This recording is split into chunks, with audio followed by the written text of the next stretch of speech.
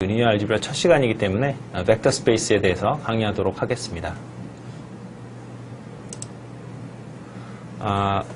먼저 그 텍스트북을 소개를 해드리면 일단 프리드버그하고 이제 두 사람이 같이 쓴 리니어 알지브라 책을 기본 텍스트북으로 할 거고요.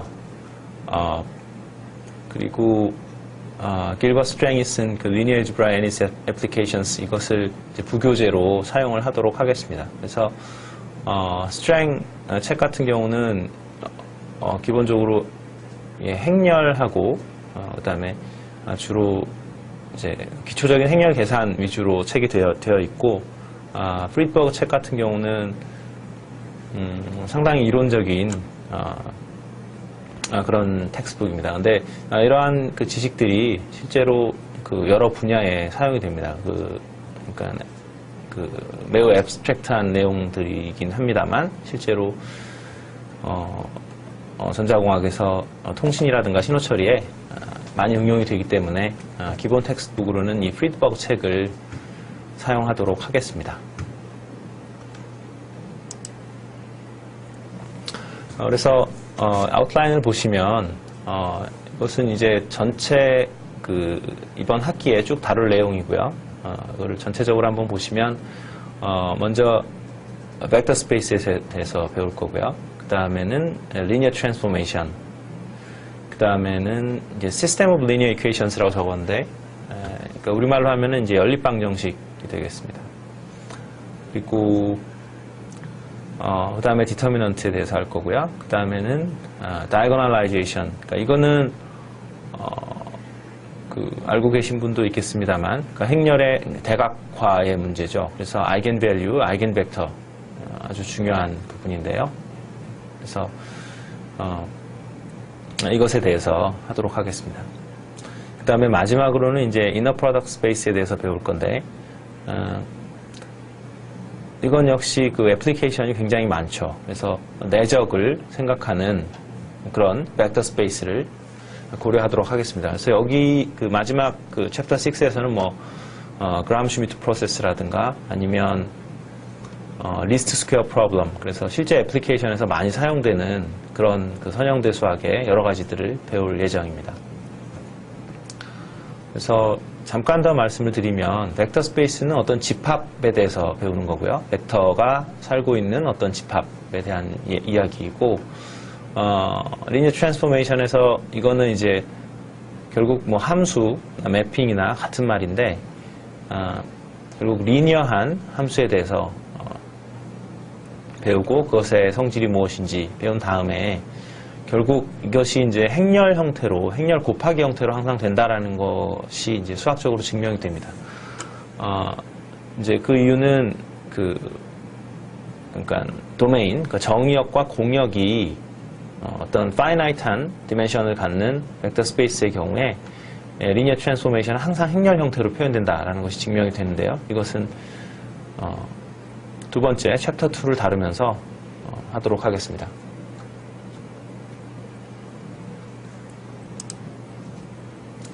자, 그래서 챕터 1으로 들어가서요. 벡터 스페이스. 그래서 오늘 할 부분은 이제 벡터 스페이스에 대한 부분이 되겠습니다. 그러니까 벡터 스페이스의 정의하고요. 그리고 벡터 스페이스의 example들 몇 가지를 보도록 하겠습니다. 일단 그 벡터라는 이야기는 우리말로는 이제 벡터 스페이스, 벡터 공간이라고 하겠죠.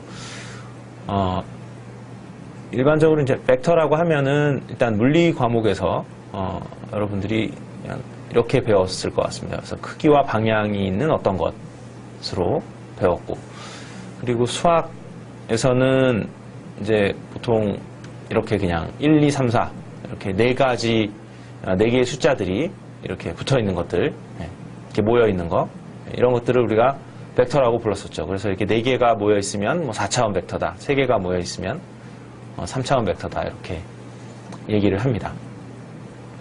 그런데 우리가 이제 벡터 스페이스를 정의할 건데요. 그 벡터 스페이스를 정의하면 그 안에 살고 있는 원소가, 벡터 스페이스 안에 있는 원소가 벡터가 되는데 그런 식으로, 그래서 아주 그 앱스트랙트하게 정의를 하도록 하겠습니다. 이런 식으로 정의를 하는 것이 아니라, 그래서 좀 더 수학적으로 정의를 하는데요.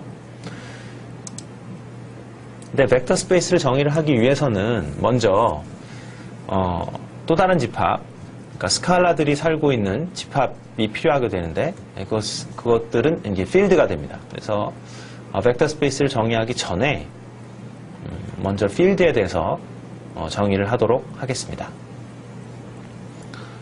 그래서 필드의 데피니션을 한번 보시면 필드는 두 개의 연산을 가지고 있습니다.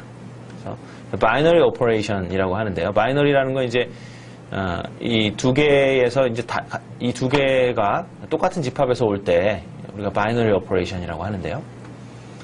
그래서 필드는 두 개의 연산을 가지고 있습니다. 우리가 더하기하고 곱하기 이렇게 두 개 가지고 있겠죠. 이것이 근데 중요한 거는 우리가 알고 있는 더하기일 수도 있고 약간 우리가 알고 있는 그 더하기하고 약간 틀릴 수도 있는데 그러니까 정확하게 얘기하면 더하기라고 에디션이라고 부르는 어떤 연산 그리고 곱하기라고 부르는 어떤 연산이 되겠습니다.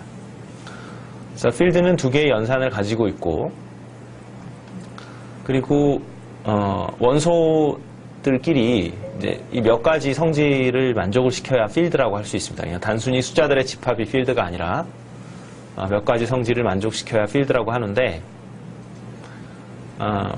먼저 닫혀 있어야 됩니다. 그래서 두 가지 연산에 대해서 모두 그래서 무슨 말이냐면 이 필드 안에 두 개의 원소를 가져왔을 때 더하더라도 이 필드 안에 들어가야 되고 두 개의 원소를 가져왔을 때 그 두 개의 원소를 곱하더라도 이 필드 안에 들어와야 됩니다. 그것을 이제 닫혀 있다라고 하죠. closed라고 하고 그 다음에 필드는 뭘 만족시켜야 되냐면 필드 안에서 두 개의 원소 A하고 B를 가져왔을 때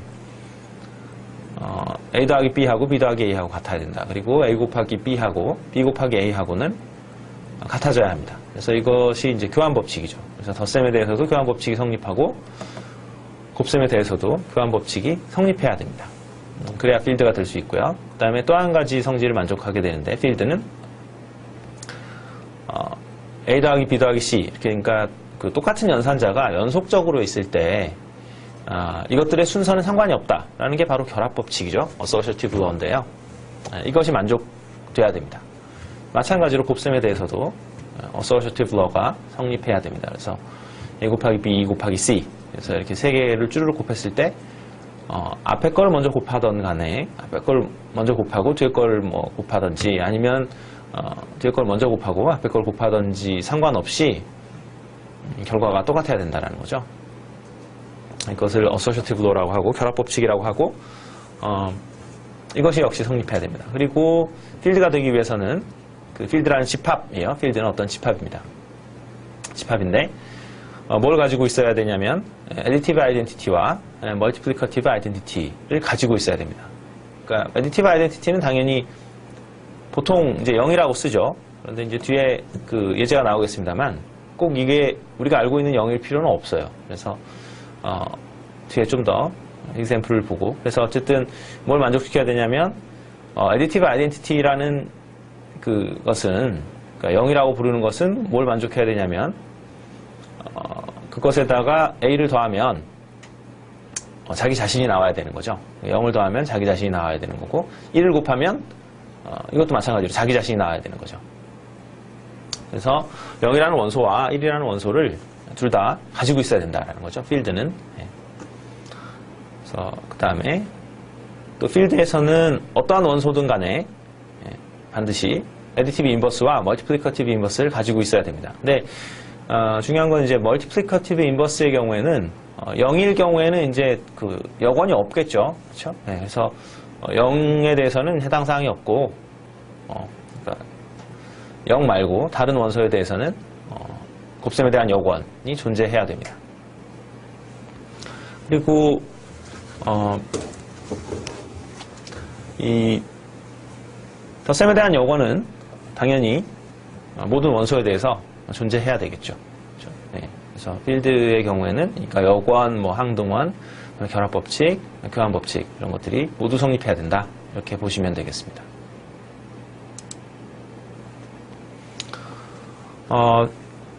그래서 필드가 만족시켜야 될 것이 이제 그 좀 전에 제가 말씀드린 그것들에 대한 수식이고요. 그래서 A라는 원소가 필드 안에 있을 때 반드시 마이너스 A라는 원소를 필드가 가지고 있어야 된다라는 얘기고요.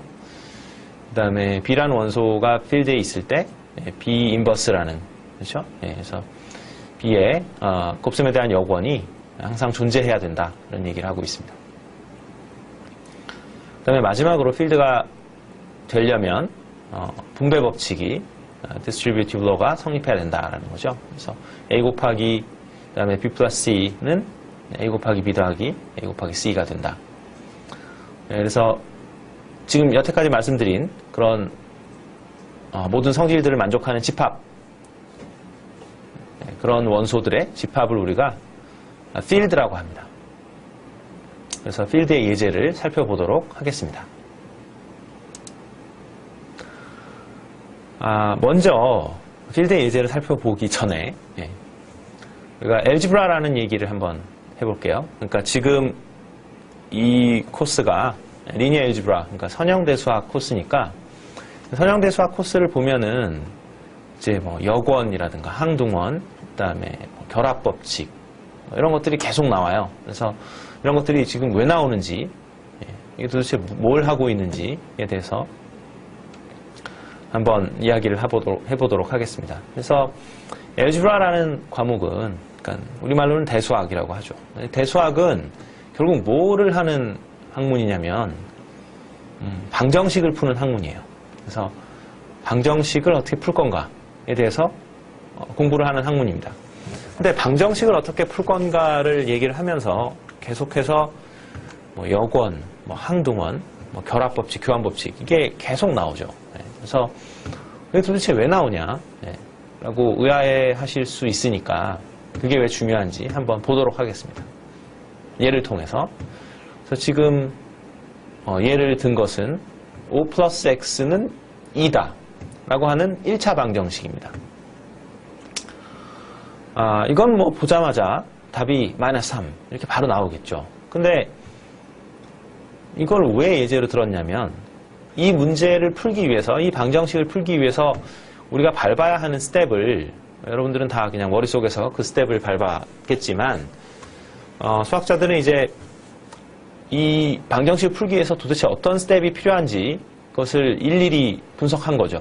그래서 그 한 스텝 한 스텝 나갈 때마다 필요한 것들이 방정식을 푸는 데 있어서 어떤 핵심적인 성질이다라고 생각을 하고 그 성질을 가지고 있는 집합에 대해서 연구를 하게 되는 겁니다. 그래서 필드라는 걸 배우게 되고 벡터 스페이스라는 걸 배우게 되죠.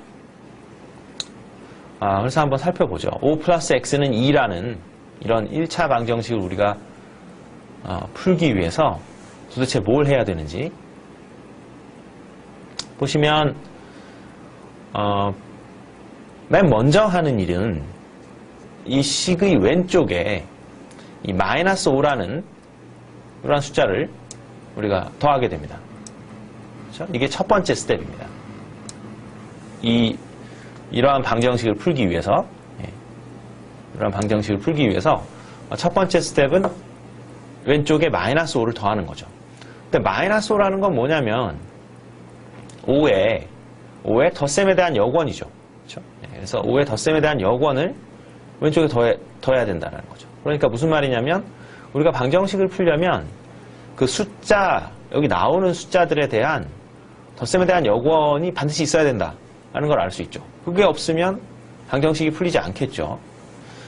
그 다음 스텝을 한번 보시면 이 마이너스 5를 더한 이유는 이 5하고 없어지길 바라는 거예요. 캔슬레이션을 바라는 건데 그러려면 5 플러스 X를 먼저 계산해서는 안 되겠죠. 그래서 마이너스 5 더하기 5를 먼저 이렇게 계산해 줘야 됩니다. 이렇게.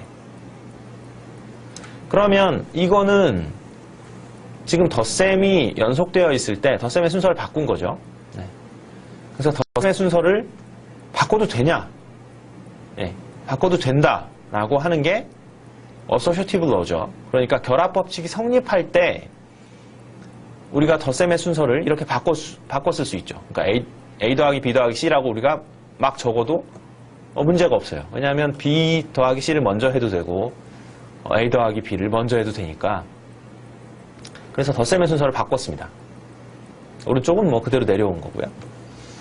그 다음에 이제 계산해보면 마이너스 5 더하기 5를 했으니까 이제 0이 되겠죠. 예. 그거는 이제 그 덧셈에 대한 역원의 정의죠. 예. 마이너스 5라는 게 5라는 숫자와 더하면 0이 나온다. 라는 게 마이너스 5의 정의죠, 사실은. 그래서 0 플러스 x가 됩니다. 또 0 플러스 x가 되죠. 지금 보면은 이것은 항등원의 성질입니다. 즉 어떤 숫자에 0을 더하면 자기 자신이 되죠. 그러니까 0이라는 것이 반드시 필요하다라는 걸 알 수 있죠. 방정식을 풀려면. 그래서 결국 답은 이렇게 x 이퀄 마이너스 3 이렇게 나오죠. 그래서 보시다시피 방정식을 하나 풀기 위해서는 이렇게 덧셈에 대한 역원, 그리고 결합법칙, 그리고 항등원의 존재, 이런 것들이 다 필요하다는 걸 볼 수가 있어요.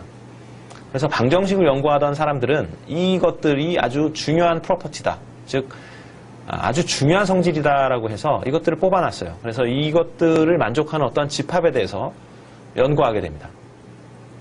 그래서 방정식을 푸는 학문인데 엘지브라라는 것은, 근데 실제로 엘지브라 책을 보면 상당히 놀라운 게 처음부터 방정식 얘기는 하나도 없고 전부 역원, 항등원, 결합법칙, 교환법칙 뭐 이런 것들만 잔뜩 적혀 있죠. 네. 그래서 굉장히 당황스러울 경우가 많아요. 근데 그게 그렇게 하는 것이 어떤 방정식에 대해서 좀 더 체계적인 접근이라는 거죠. 그래서 우리가 어떤 사물을 볼 때 그 사물 자체를 보는 것이 아니라 어떤 뼈대를 보는 거죠. 그 뼈대를 잘 보면은 결국 우리가 그 사물에 대해서 훨씬 더 잘 이해하게 되죠. 그래서 그러한 방법을 수학에서도 사용을 하게 됩니다. 다시 필드로 돌아가서요. 네. 그래서 필드에 대해서 그 예제들을 살펴보도록 하겠습니다. 필드 예제는 실수 또는 뭐 Q라고 쓴 거는 이제 유리수입니다. 그 다음에 C는 컴플렉스라고 해서 이제 복소수겠죠. 그래서 이런 것들은 전부 다 필드입니다. 그러니까 무슨 말씀이냐면 뭐 0을 가지고 있고요. 당연히 1도 가지고 있고, 덧셈에 대한 역원, 곱셈에 대한 역원, 0을 제외한 원소에 대해서 다 가지고 있고, 뭐 결합법칙, 교환법칙, 분배법칙 모조리 성립하죠. 그래서 이런 것들은 다 필드고요. 그 밑에 나온 집합들도 다 필드입니다. 그래서 A 플러스 B 루트 2라고 A, B는 이제 다 유리수에서 가져온 이러한 집합. 이것들은 마찬가지로 필드가 됩니다. 뭐 닫혀 있고요. 그렇죠? 근데 이 실수하고, 그러니까 유리수, 그다음에 복소수, 그다음에 A 플러스 B 루트 2라는 이런 집합들은 이제 인피니트 필드예요. 무슨 말씀이냐면 이 필드의 원소 개수가 무한계죠. 그런데 꼭 그런 것만 있는 게 아니라 Z2라고 해서, 그 Z2는 뭐냐면 정수를 2로 나눴을 때 나머지만 본다라는 거죠. 그러니까 2로 나눴을 때 나머지는 0 아니면 1이죠. 그렇죠? 네, 그래서 숫자를 이제 홀수 또는 짝수로 본다라고 생각하시면 됩니다. 그러니까 정수를. 네.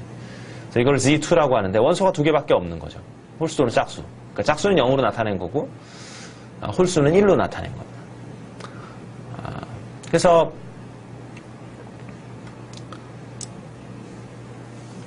예, 그래서 이제 연산 테이블을 한번 보시면, 그러니까 지금 이거는 파이나이트 필드이기 때문에, 그러니까 요 한 개의 원소만 있는 필드이기 때문에 우리가 연산 테이블을 만들 수 있습니다. 여기 약간 좀 문제가 있는데요. 근데 그냥 봅시다. 그래서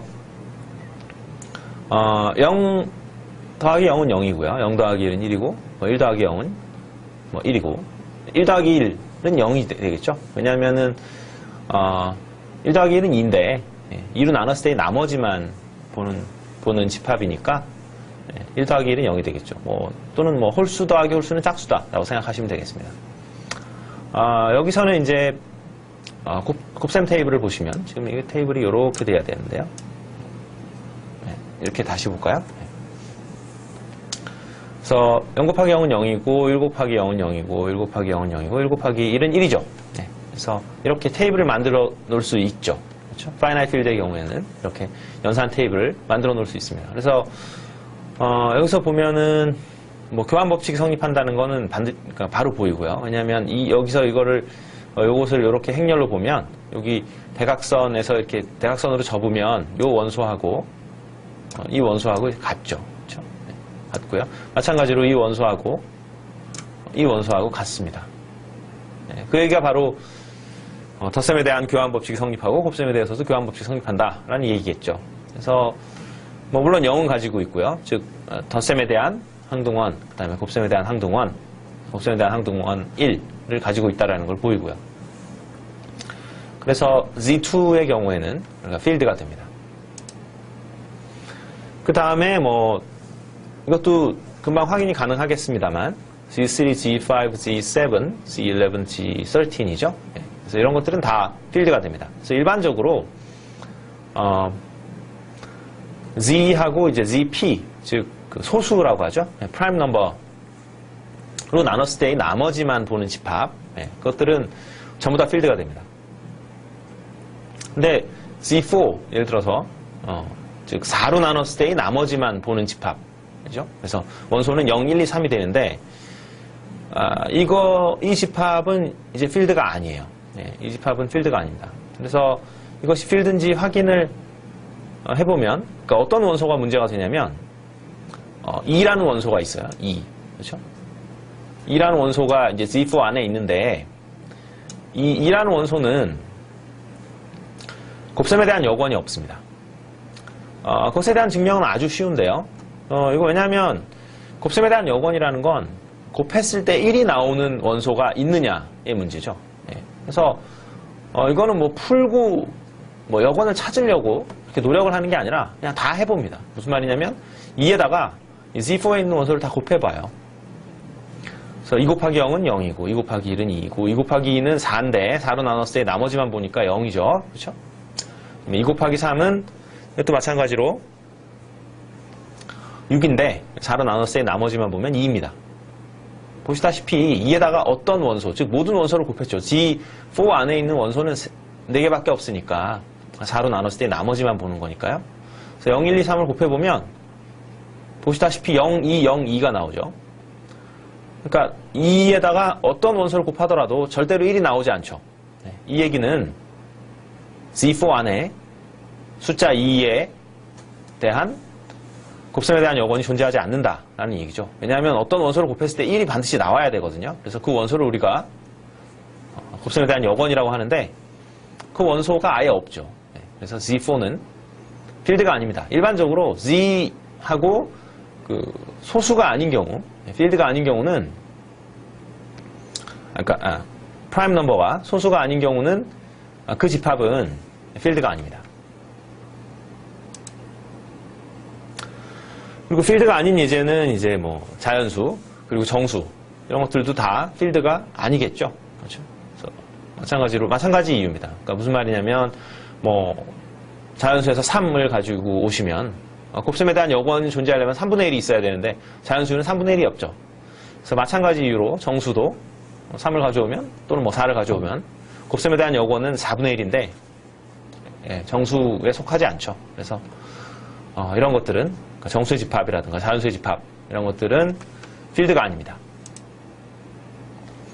자, 그래서 필드에 대해서 일단 예제를 살펴봤고요. 이제 드디어 벡터 스페이스에 대해서 정의를 내려보도록 하겠습니다. 벡터 스페이스도 마찬가지로 집합이에요.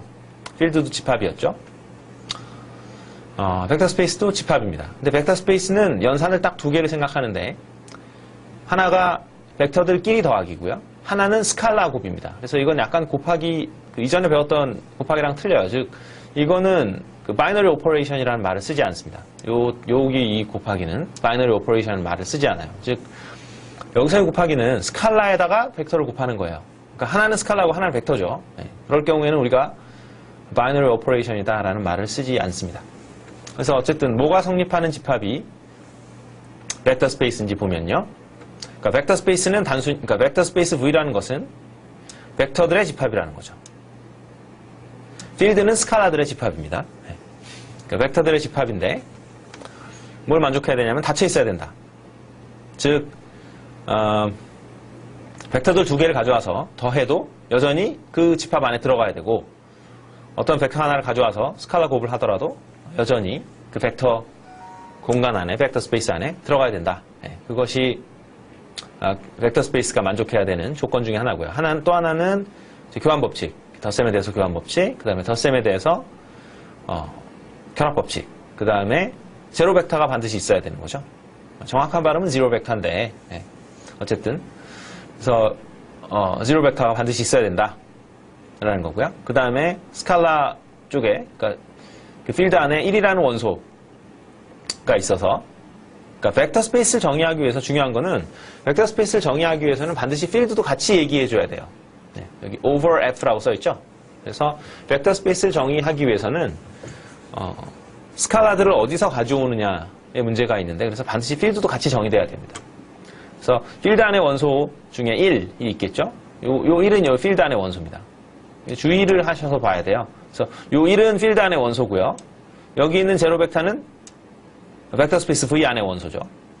그래서 필드 안의 원소 1을 곱했을 때 자기 자신이 돼야 된다라는 거죠. 그 다음에 맨 마지막 줄은 이것은 마치 그 곱셈에 대한 결합 법칙처럼 생겼는데 좀 주의를 해서 보셔야 됩니다. 그러니까 무슨 말씀이냐면 여기서의 곱하기는 필드 안에서의 곱하기예요. A, B는 둘 다 필드 안의 원소죠. 그래서 스칼라 곱이라고 하면 안 되죠. 그러니까 필드 안에서의 곱하기를 얘기하는 것이고 여기서의 곱하기는 필드 곱하기 벡터 할 때의 그 스칼라 곱입니다. 말 그대로 스칼라 곱하기 벡터. 그래서 여기 지금 점이 두 개 찍혔습니다만 요 점하고는 다른 거예요. 다른 연산이다 라고 보시면 됩니다.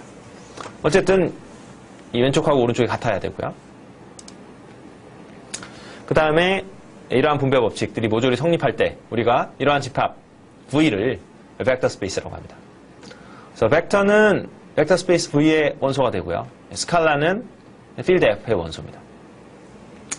마지막으로 요거는 이제 그 어떤 필드 안에서 n개의 원소를 가지고 왔을 때 이렇게 n개를 쭈루룩 쓰면 우리가 이거를 n터플이라고 부르겠습니다. 앞으로 이 코스 내내. 그래서 n터플이다 라고 하면 그게 무슨 뜻이냐면 그냥 어떤 집합에서 필드에서의 그 n터플이라고 하면 n개의 원소를 가지고 온 거예요.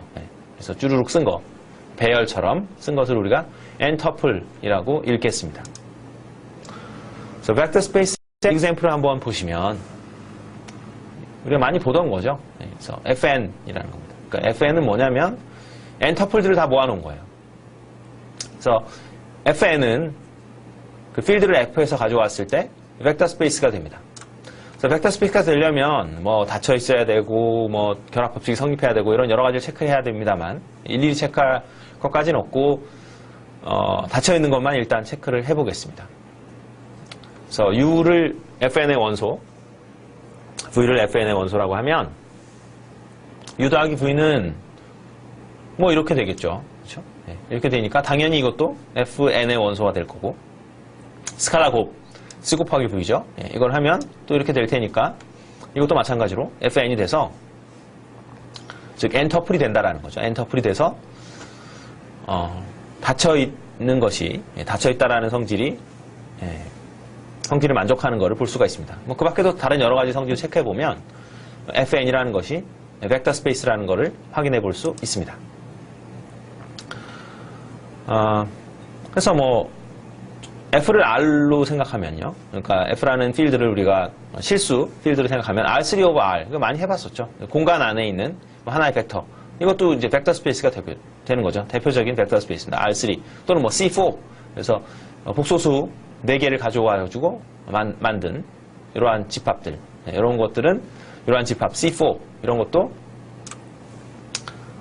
벡터 스페이스가 되겠죠. 여기 좀 약간 오자가 있네요. 이게 아니고 이렇게 C4라고 적어주시면 되겠습니다.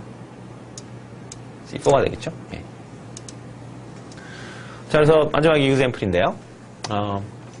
그래서 n by n 행렬입니다. 이것의 의미는 뭐냐면 n by n 즉 행의 개수가 n개, 그다음에 컬럼의 개수가 n개인 n by n 행렬이고요. 그리고 행렬의 원소는 이 필드에서 가지고 왔다라는 얘기죠. 예, 그래서 그 노테이션을 이렇게 적도록 하겠습니다. 그래서 보시면 2, 3, 4, 5, 6, 7이라는 행렬은 결국 M의 2x3 그 F라는 어떤 집합에 속하는 원소가 되겠죠. 이것은 뭐 여러분들 해보면은 금방 이것이 이제 벡터 스페이스라는 걸 확인할 수가 있는데, 그래서 여기서 그러니까 이러한 벡터 스페이스에 그럼 제로는 뭐냐? 제로 벡터는 뭐냐? 제로 벡터를 찾아보면 이러한 행렬이 된다라는 거죠. 그래서 여러분들이 제로 벡터라는 게 그 벡터 스페이스가 뭐냐에 따라서 상당히 특이한 형태를 가질 수 있다라는 거죠. 그래서 지금 이 2x3 행렬로 이렇게 이루어진 그러한 벡터 스페이스의 제로 벡터는 뭐냐면 바로 이러한 0행렬이 되겠다라는 겁니다. 그래서 오늘 강의는 여기서 마치도록